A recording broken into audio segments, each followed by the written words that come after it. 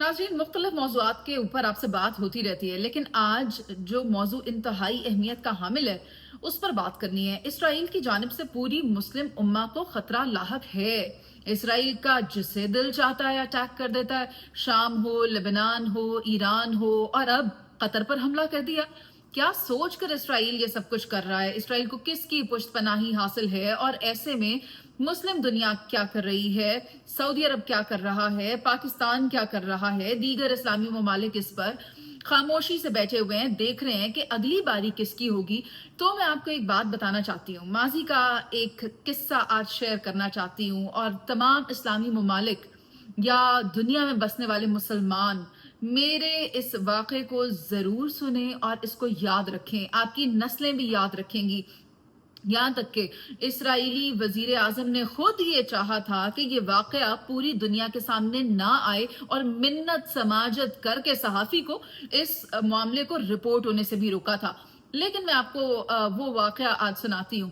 आप जानते हैं कि गोल्डा मेयर इसराइल की वजीर आजम रही, खातून वजीर आजम थी, और 1973 में जब इसराइल की जंग होने वाली थी अरब के साथ, तो हुआ क्या कि इसराइल तशरीफ लेकर आते हैं एक अमेरिकन सेनेटर, और जब गोल्डा मेयर को यह पता चलता है कि अमेरिकी सेनेटर इसराइल तशरीफ लाए हुए हैं, तो वो फौरी उनको पैगाम भिजवाती हैं कि मैं आपसे मिलना चाहती हूँ, और अप्रूवल मिल जाती है। इसराइली अमेरिकन सेनेटर गोल्डा मेयर के घर तशरीफ लेकर आते हैं।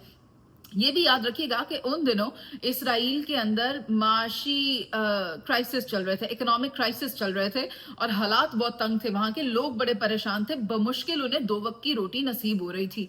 ऐसे में जब जंग का समा था, तो अमेरिकन सेनेटर गोल्डा मेयर के घर आते हैं, और गोल्डा मेयर बिल्कुल रवायती तौर पर जैसे कोई हाउस वाइफ होती हैं उनको रिसीव करती हैं, और चाय के कप्स रखती हैं कि अब चलें चाय बनाते हैं, चाय पे बैठ के बात करते हैं। जब वो रख कर आती हैं चूल्हे के ऊपर चाय, और आकर बैठती हैं टेबल पर, बात करती हैं अमरीकी सेनेटर के साथ, तो गुफ्तगू होती है मिसाइल्स के बारे में, जंगी तैयारों के बारे में, हथियारों के बारे में। इतने में ही उनको खुशबू आती है, अच्छा भाई चाय पक गई है। वो आती हैं, एक चाय पेश करती हैं अमेरिकन सेनेटर को, और एक कप बाहर देके आती हैं उसके सिक्योरिटी गार्ड को, और आकर बैठती हैं।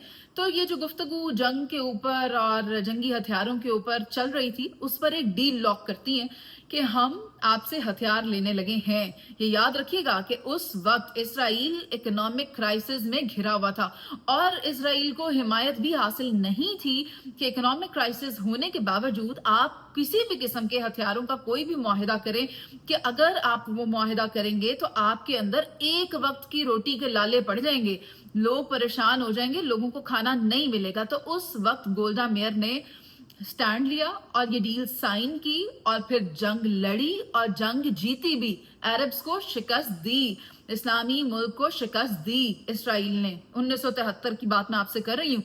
और आज जब आप देखें, आप बैठे हुए हैं अपने आलीशान महल्लात में, शानदार गार्डन्स आपके पास हैं, आपका लिबास, आपने वो देखा था ना, वो रक्स किया था जो तलवारों के साथ वेलकम किया था प्रेसिडेंट ट्रंप को, वो सब आपने देखा। आप मैग्निफिसेंट गार्डन्स देख रहे हैं, ग्रैंड पैलेसेस देख रहे हैं, स्प्लेंडेड क्लोथ्स देख रहे हैं, शाही लिबास देख रहे हैं, और वो बड़े बड़े ज्वेलरीज और ज्यूल्स और हीरे जवाहरात में आप लोग घिरे हुए हैं। आपको लगता है यही शानो शौकत आपको बचा लेगी। तो फिर वो हलाकू खान वाला इंसिडेंट भी याद रखिएगा। लेकिन मैं एक बार वापस आती हूँ गोल्डा मेयर की तरफ।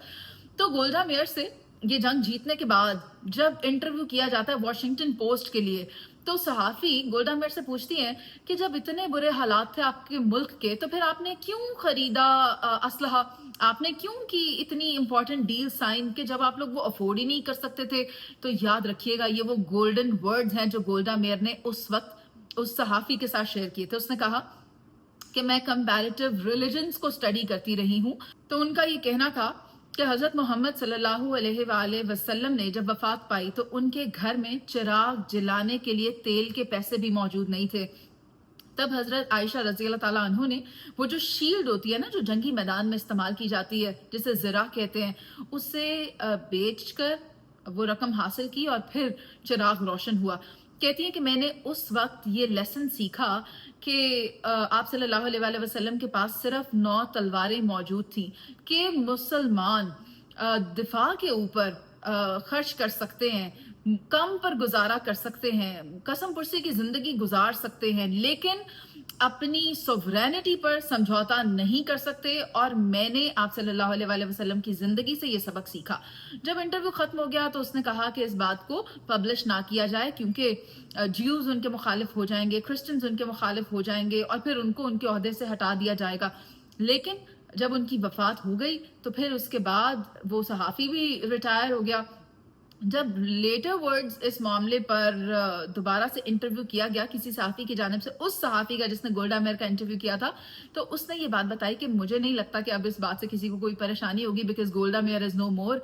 और ये बात मैं शेयर कर सकता हूँ कि मामला क्या पेश आया था। तो आप भी ये याद रखें कि आज वो वक्त है, this is a wake up call for all those Muslim countries, कि आप अपने महलों से बाहर निकलें अपनी सिक्योरिटी के लिए, बजाय इसके कि आप अमेरिका को पैसे दें कि आए आप अपने यहाँ पे फौजी अड्डे बनाएं और हमें तहफ़्फ़ुज़ फराहम करें। तो थोड़े होश के नाखुन लें और खुद अपने लिए काम करें, क्योंकि मुसलमान माजी में इसी तरह किया करते थे। आप 1400 साल पहले चले जाएं, मुसलमानों की एक कुव्वत थी, एक ताकत थी। आज वही आपने अमेरिका की झोली में डाल दी है कि भाई आप हमें तहफ़्फ़ुज़ फराहम करें, और आपको नेटो फोर्सेस की जो सिक्योरिटी है वो आप अवेल कर रहे हैं। Why is that happening? आप ये खुद कर सकते हैं। सऊदी अरब को आप देखें, सऊदी अरब ने जो फोर्स बनाई हुई है, उस फोर्स को आप देखें जिसका नाम है कि इस्लामी इत्तेहाद फौज, जिसकी क़यादत पाकिस्तान के साबिक़ आर्मी चीफ जनरल राहील शरीफ कर रहे हैं। उस फोर्स को कब इस्तेमाल करना है? उस फोर्स का इस्तेमाल अभी के लिए है। इस्लामी ममालिक म्यूचुअल कंसेंट तैयार करें कि हमें तहफ़्फ़ुज़ चाहिए और उसकी क़यादत भी किसी एक इस्लामी मुल्क के सपुर्द की जानी चाहिए। और मौजूदा हालात का ये तकाजा है कि पाकिस्तान वो वाहिद इस्लामिक एटॉमिक कंट्री है जो ये क़यादत कर सकता है। तो वो फोर्स जो सऊदी अरब ने बनाई है, उसका एक हेड क्वार्टर है पाकिस्तान में भी बनाए, और फिर उसकी क़यादत पाकिस्तान को संभालने दें, जिसके बाद मुंह तोड़ जवाब दिया जाए इसराइल को या फिर किसी भी मगरबी मुल्क को जो पाकिस्तान की तरफ मैली आंख से देखने की कोशिश करे। और भारत ने ये कोशिश की थी और आपने देखा था कि पाकिस्तान ने किस तरह भारत को नाकों चने चबवाए थे। भारत की हालत खराब हो गई थी और 6-0 के बाद भारत अमेरिका की तरफ गिड़गिड़ाता हुआ गया था कि पाकिस्तान को रोक लो, पाकिस्तान को समझा लो, वरना हमारी ईंट से ईंट बजा देंगे। तो this can be done with Israel too, but for that you all have to be on one single page. All those Muslim countries have to be on one single page, और आप जितना जल्दी करेंगे ये उतना आपके लिए बेहतर होगा।